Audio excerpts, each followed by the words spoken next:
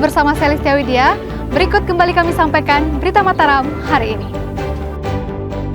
Luapan banjir yang melanda kota Mataram menyebabkan sejumlah jembatan terputus dan rumah warga ambles.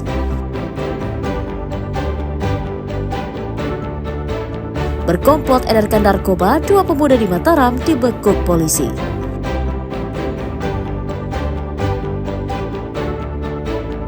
Cegah krisis pangan di akhir tahun, Bulog NTB optimalkan serapan gabah dan jagung petani lokal.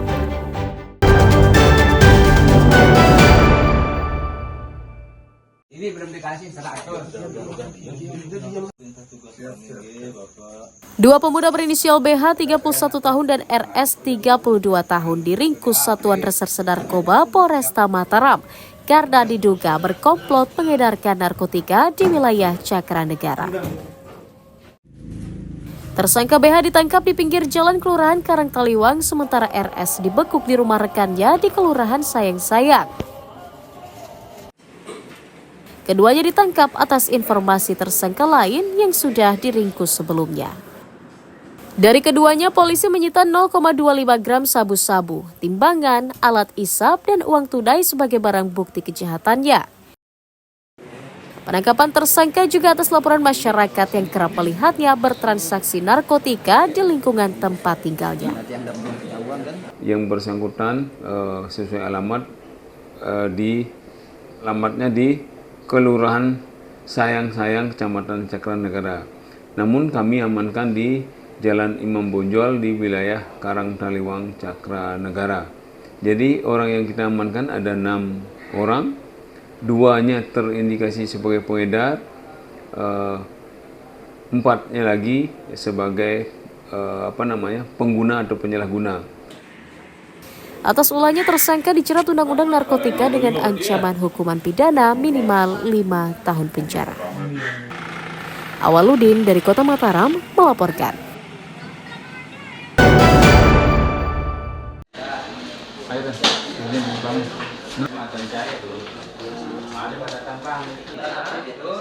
Tiga pemuda berinisial AN, UB, dan AG diringkus Satuan Reserse Kriminal Polres Lombok Barat dan Polsek Labu Api karena diduga berkomplot mencuri ponsel milik rekannya sendiri.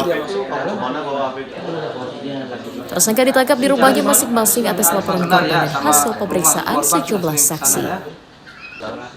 Selain membekuk ketiganya, polisi juga menyita 1 unit ponsel sebagai barang bukti kejahatan. Dari hasil pemeriksaan, ponsel dicuri saat ketiganya menginap di rumah korban dan ponsel kemudian dijual serta hasilnya dibagi 3. Jadi awalnya kita temukan handphone ini di salah satu orang yang menerima tukar tambah HP. Kemudian dari mana dia mendapatkan, akhirnya disebutkan bahwa pelakunya itu adalah teman-temannya sendiri pada waktu itu. Jadi saat itu juga kita amankan dan diakui bahwa HP itu dia tukar tambah, hasil penjualan HP yang satu lagi dibagi untuk mereka bertiga. Atas ulahnya tersangka dijerat pasal 362 KUHP tentang pencurian dengan ancaman hukuman pidana minimal 5 tahun penjara. Awaludin dari Kabupaten Lombok Barat melaporkan.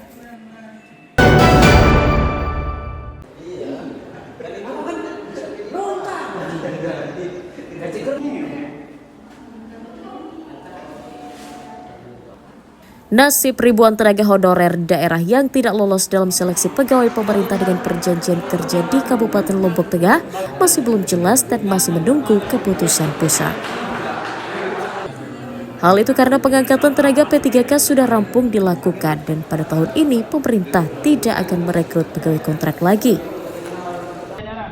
Dari data Badan Kepegawaian dan Sumber Daya Manusia, saat ini sekitar 4.458 orang tenaga honorer masih bekerja di instansi dan OPD yang ada di Kabupaten Lombok Tengah. Ribuan honorer tersebut rencananya akan dimasukkan dalam tenaga P3K paruh waktu, namun mekanisme pengangkatannya masih menunggu arahan dari pusat. Lalu mau dikemanakan yang sisa dari informasi yang belum terisi ini. Nah itu nanti akan kita menunggu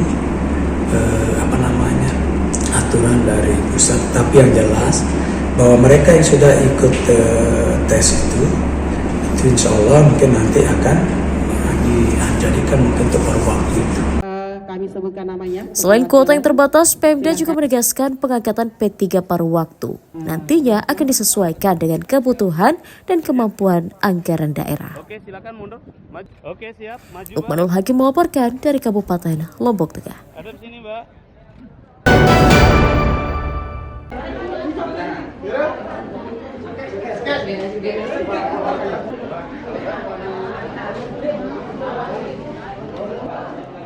Puluhan ton beras kembali disalurkan pemerintah melalui Badan Urusan Logistik kepada ratusan ribu warga penerima manfaat di Provinsi Nusa Tenggara Barat. Penyaluran bantuan pangan menjadi program stimulus ekonomi bagi 511.381 warga penerima manfaat yang telah terverifikasi dan terdaftar pada Data Tunggal Sosial Ekonomi Nasional atau DTSN. Berdasarkan hasil verifikasi, jumlah penerima bantuan pangan tahun ini menurun dari sebelumnya sebanyak 643.000 penerima manfaat menjadi 511.381 orang saja. Nantinya masing-masing warga akan menerima 20 kg beras dalam sekali penyaluran untuk alokasi bulan Juni dan Juli yang ditargetkan rampung pada akhir bulan. Penugasan juga dari kantor pusat untuk menyalurkan bantuan pangan alokasi Juni dan Juli tahun 2025 yang akan disalurkan sekaligus atau satu kali. Total pagu di NTB, seprovinsi NTB adalah 511.183 PBB dan insya Allah akan segera kami laksanakan. Hari ini kami sudah melakukan feedbacking.